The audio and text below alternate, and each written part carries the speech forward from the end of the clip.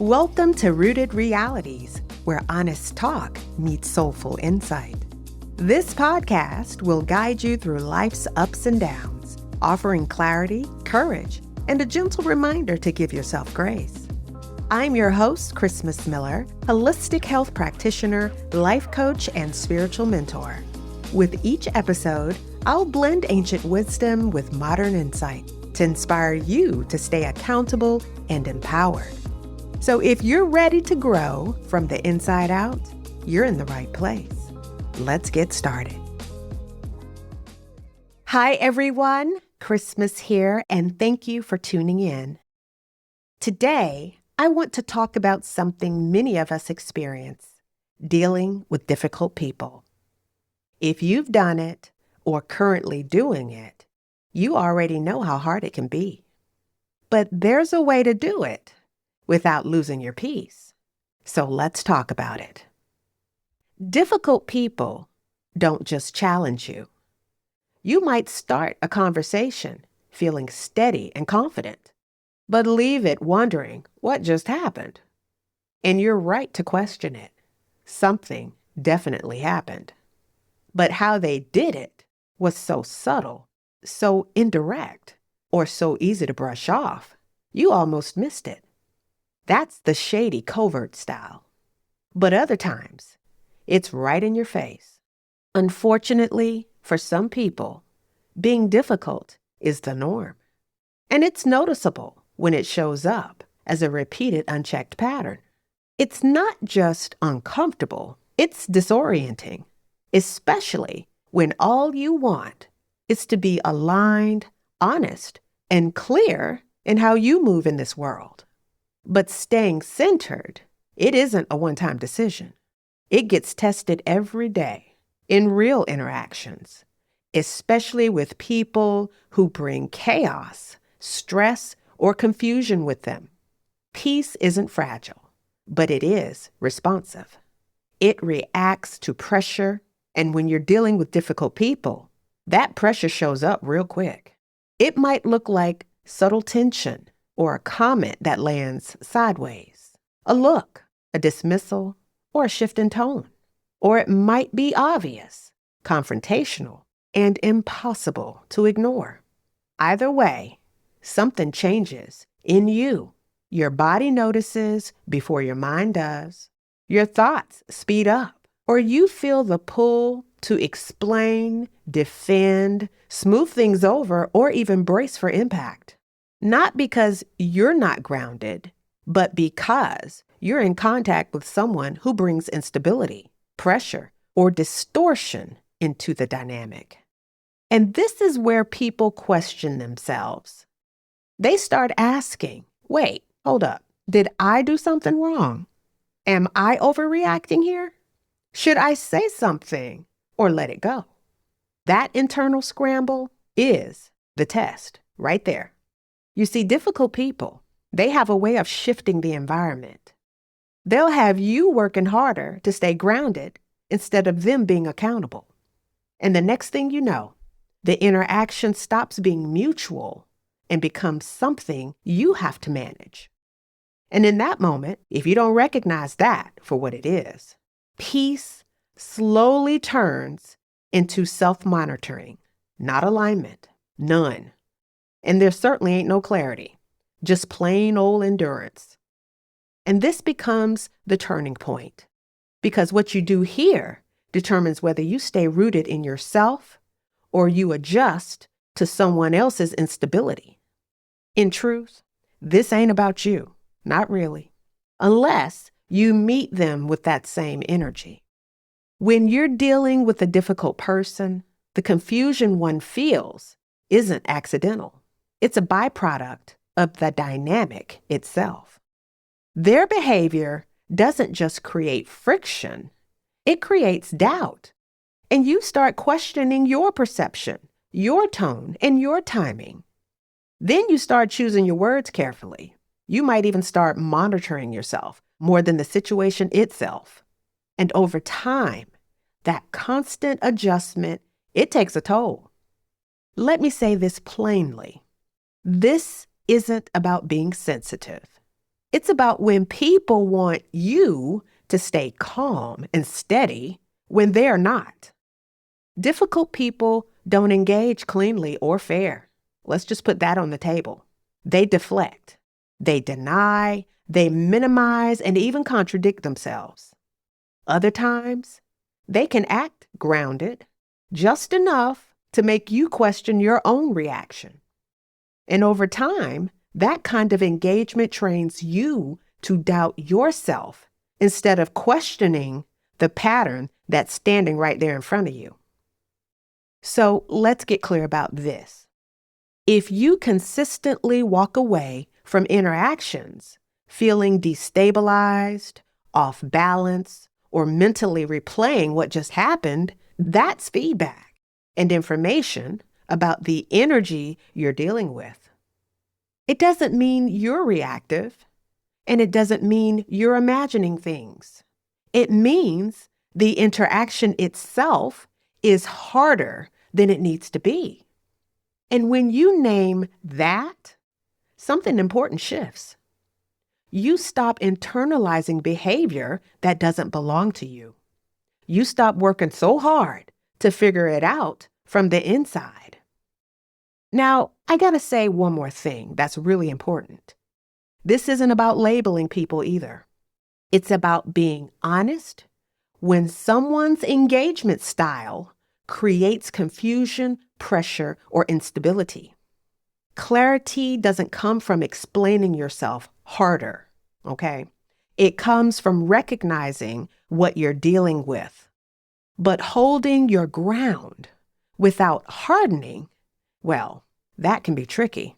And it's definitely a slippery slope. When you're dealing with difficult people, it's real easy to swing to extremes. You either stay open for too long and absorb more than you should, or you shut down completely just to protect yourself. But neither one of those work with difficult people. If you harden, the dynamics will turn into a standoff. And if you collapse, it turns into control, not yours, but theirs. So holding your ground, this is different. It means you stay connected to yourself without staying available to dysfunction. Sometimes holding your ground can look quiet, like just saying less. Other times, it could look like ending the conversation earlier than expected, or disengaging entirely with the chaos.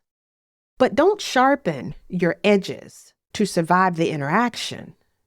And you certainly don't need to soften them just to keep the peace. What you do is you stay firm without becoming rigid.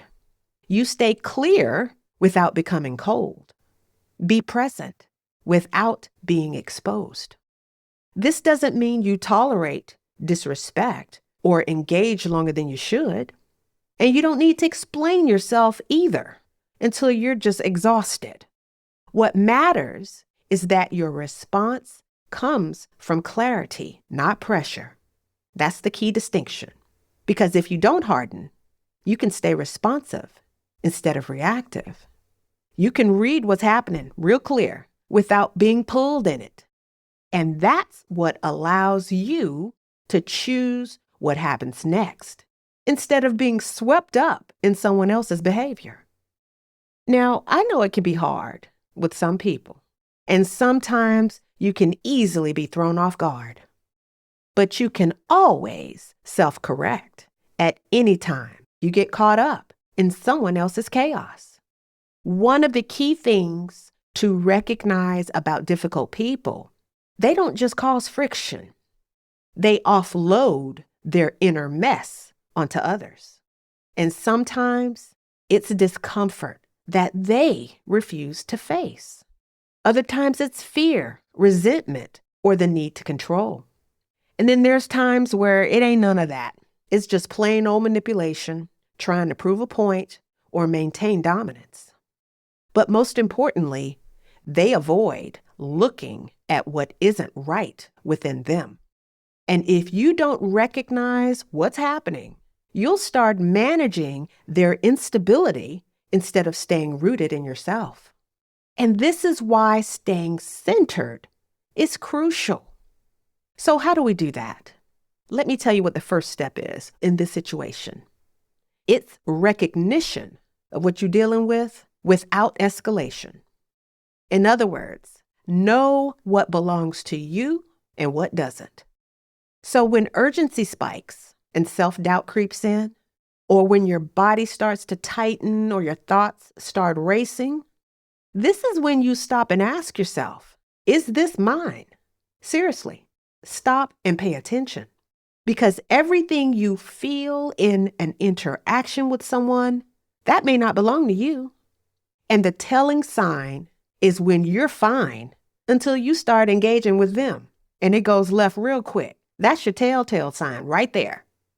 But if it's yours, own it. Own it. Correct it and clean it up fast. The point is, if it's not yours, don't carry it a second longer. Don't do it. Don't carry that. That one distinction right there can keep you from spiraling into anxiety or reaction. Now, let me just be completely clear about something, just to avoid misinterpretation. What I said is not about suppressing anything. What you're actually doing is sorting reality. You're owning what's yours and what doesn't belong to you. This is not about suppression. Now, let's move on to the second step, which is self-command. And please hear me clearly on this one. Self-command is not regulating anyone else. It's deciding what you do once you're clear. You don't need to convince, explain, rescue, or regulate someone who isn't regulating themselves. That's their job. We're all responsible for what we do individually. That kind of engagement right there, if you do that, turns into survival mode for you. The moment you feel pulled into over-explaining or proving your position, that's your signal to stop. That's what self-command looks like, knowing when to stop and then do it. And staying centered means you decide what you respond to, how much access someone gets to you, and when the conversation is simply over. This isn't avoidance in any way. It's self-respect. Sometimes the most aligned action is protecting yourself in ways that don't look polite or tidy. But let me just share one other point about where you need to be positioning yourself, because you can only control you. And that's staying centered, because centered people aren't passive and they're not weak. Quite the contrary. They're deliberate and intentional. They don't argue with chaos. They don't negotiate with instability. And they certainly don't abandon themselves to keep the peace. They stay oriented to what is true. They take action that fits the moment and move on without dragging the interaction with them. And that's not being cold either. That's grounded. And that's how you keep your center when someone else refuses to keep theirs. But understand one other thing. There is a cumulative cost when dealing with difficult people. Not just emotionally, but energetically and internally. And let me tell you why.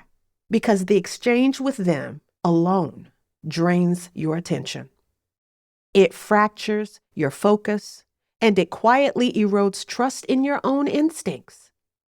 And if you stay in it too long without understanding what's happening, it shows up as mental fatigue. You start replaying conversations you didn't even want to give that much energy to. And you start carrying tension long after the interaction is over. And over time, that cost adds up. You start adjusting your behavior in advance, anticipating reactions, managing your tone, even editing yourself before you even speak.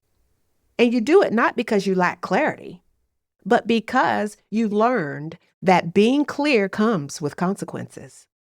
And as a result, you lose more than peace. You lose parts of yourself. Not all at once, but in small, rationalized ways. And the longer this continues to go unaddressed, the more normal it starts to feel. And that's really damaging right there.